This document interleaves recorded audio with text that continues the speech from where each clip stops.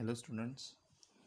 Last year हम लोगों ने बीके में मतलब बुक कीपिंग एंड अकाउंटेंसी में हमने जो भी चैप्टर्स देखे थे सारे चैप्टर्स बेस्ड थे सोल ट्रेडिंग कंसर्न, मतलब एक आदमी या एक इंसान या एक बिजनेसमैन, एंटरप्रेन्योर आप जिसको भी बोल सकते हैं, वो कैसे बिजनेस करता है या उसका अकाउंट्स लिखता है। अकाउंट्स के बारे में सारा बेसिक्स हमने देखा था। इस साल हम लोग जो अकाउंट्स देखने वाले हैं वो सारा अकाउंट बेस्ड है पार्टनरशिप बिजनेस पर। मतलब पार्टनरशिप मतलब टू और मोर पर्सन्स जो एक साथ मिलकर एक बिजनेस करते हैं उसको पार्टनर्स कहा जाता है। आपके फर्स्ट चैप्टर का नेम है introduction to partnership firm. Partners मतलब ऐसा पर्सन जो बिजनेस में आपको हेल्प करेगा, बिजनेस में आपके लिए कैपिटल लेके आएगा, बिजनेस में आपके लिए प्रॉफिट डिस्ट्रीब्यूट करेगा मतलब बांटेगा, आपके बिजनेस में लॉस सफ़र करेगा। ऐसे पर्सन को हम लोग पार्टनर कह सकते हैं। और पार्टनरशिप बिजनेस मतलब टू और more persons doing the same business with the same aim. अब ये सेम एम का मतलब क्या है? दोनों मिलकर क्या करेंगे? एक ही जगह पर काम करेंगे या अलग अलग जगह पर काम करेंगे और एम होगा प्रॉफिट कमाना। इन इंडिया ये पार्टनरशिप एक्ट लागू हुआ, इन सेंस ये एक्टिव हुआ या एक्ट पास्ड ऑन हुआ 1932 को विद द ब्रिटिश गवर्नमेंट ने ये पास किया था। और हम लोग इसको कहते हैं पार्टनरशिप। ये जो पार्टनर्स हैं ये मिलके जो भी बिजनेस करते हैं इसको कहा जाता है पार्टनरशिप फर्म। उसके बाद professor handy wrote us a definition about the partnership in our textbook page number 1. It is that partnership is the relation existing between the persons competing to make a contract who agree to carry on a lawful business in a common with a view to earn a private gain. इसका simple language में मतलब है कि ऐसे दो लोग या ऐसे दो पर्सन्स जो साथ में आके एक ही साथ में आके बिजनेस कर रहे हैं और ऐसा कॉन्ट्रैक्ट वो क्रिएट कर रहे हैं, एक दूसरे में एग्री कर रहे हैं कि वो एक दूसरे के साथ प्रॉफिट भी बांटेंगे, लॉस भी सफ़र करेंगे और उनका बिजनेस लॉफुल एक्टिविटी के अंदर पूरा करेंगे।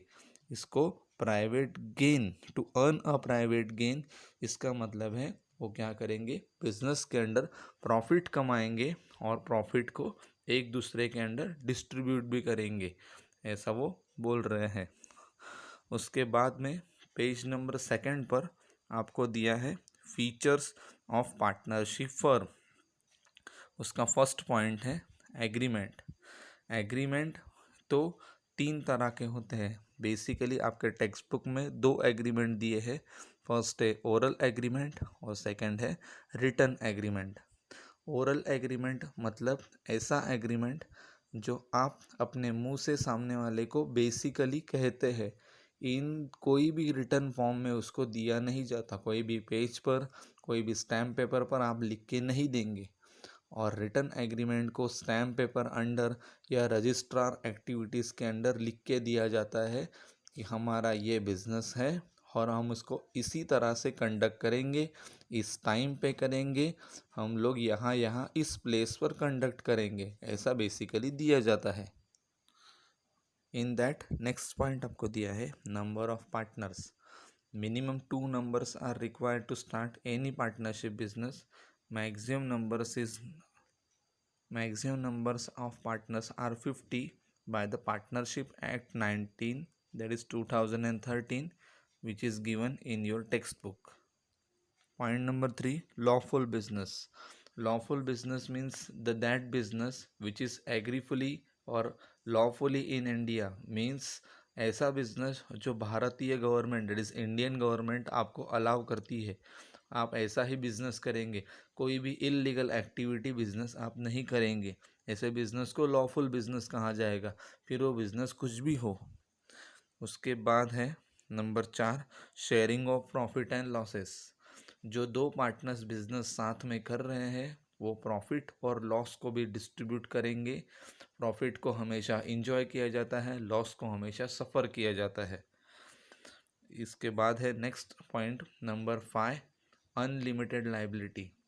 Unlimited liability means that liability, अगर आपके बिजनेस को कोई लॉस होता है, if you suffered any loss, तो वो लॉस आपके घर की चीज़ें, मतलब the private property which you own, आप जो खरीद चुके हैं उसको बेचकर वो पैसा वसूल किया जाता है। जो बिज़नेस का प्रॉपर्टी नहीं है वो आपका खुद का प्रॉपर्टी है, उसको बेच के बिज़नेस का लॉस रिकवर किया जाता है। Number 6 is registration. रजिस्ट्रेशन वैसे तो कंपलसरी नहीं है, पर 2013 पार्टनरशिप एक्ट के अनुसार महाराष्ट्र स्टेट में registration is compulsory for the partnership. अगर आप रजिस्ट्रेशन करते हैं तो आपको गवर्नमेंट लॉफुली सपोर्ट करती है if you had a fraud with your partner, अगर आपको कोई फ्रॉड की सिचुएशन अराइव होती है तो। नंबर नेक्स्ट है joint ownership and management. Joint ownership मतलब जो 2 पार्टनर या 50 पार्टनर्स जो साथ में मिलकर बिजनेस कर रहे, सारे ही बिजनेस के क्या है, ओनर्स है। वो सारे ओनर्स एक ही साथ में मैनेजमेंट करेंगे। अगर आप सिंपल एग्जांपल अगर लेंगे, अगर आप होटल बिजनेस कर रहे हैं तो कोई पर्सन अगर वेलकम टेबल पे बैठा होगा, तो कोई पर्सन किचन में होगा, खाना बना रहा होगा, तो कोई पर्सन सर्व कर रहा होगा। ये तो सिंपल बिजनेस एक्टिविटी है। पर अगर आपका बिजनेस कोई स्टैंडर्डाइजेशन का है, कंप्यूटर मैनेजमेंट का है, तो एक पर्सन कंप्यूटर मैनेज करेगा, एक पर्सन और कुछ करेगा। मतलब क्या, वो साथ ही ओनर्स भी है, साथ ही बिजनेस के मैनेजर्स भी है, सेम एज वो मैनेजमेंट भी करेंगे बिजनेस का। नेक्स्ट पॉइंट है प्रिंसिपल एंड एजेंट। प्रिंसिपल मतलब वो बिजनेस के ओनर्स है। Principal is that person who is basically responsible for everything. अपने बिजनेस में जो हो रहा है उसके लिए वो रिस्पॉन्सिबल भी है, और उसी का जो भी उन पे इफ़ेक्ट होगा वो डायरेक्टली उन पर ही होगा। और एजेंट मतलब ऐसे, अगर वो बाहर किधर भी जाएंगे वो अपने बिजनेस का एडवर्टाइज करेंगे, अपने बिजनेस को बढ़ाएंगे, जहाँ पर भी जाएंगे अपने बिजनेस के एक्टिविटीज़ अच्छी तरीके से परफॉर्म करेंगे। मतलब वो प्रिंसिपल्स भी हैं, ओनर्स भी है, और वो अपने बिजनेस को बढ़ाने वाले एजेंट्स भी है, बिजनेस को इंक्रीज भी करने के लिए हेल्पफुल करेंगे वो। लास्ट पॉइंट है आपका डिसोल्यूशन। डिसोल्यूशन मतलब ये पार्टनरशिप आपका बंद भी हो सकता है, मतलब आप उसको वाइंड अप भी कर सकते हैं, लिक्विडेशन उसको कहा जाता है।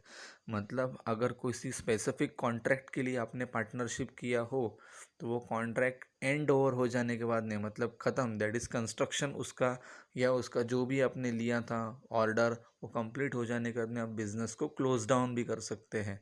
विदाउट एनी नोटिस भी आप बिजनेस को क्लोज डाउन कर सकते हैं। नोटिस देना नहीं देना मतलब आपको पार्टनर्स को 7 डेज बिफोर बताना पड़ता है।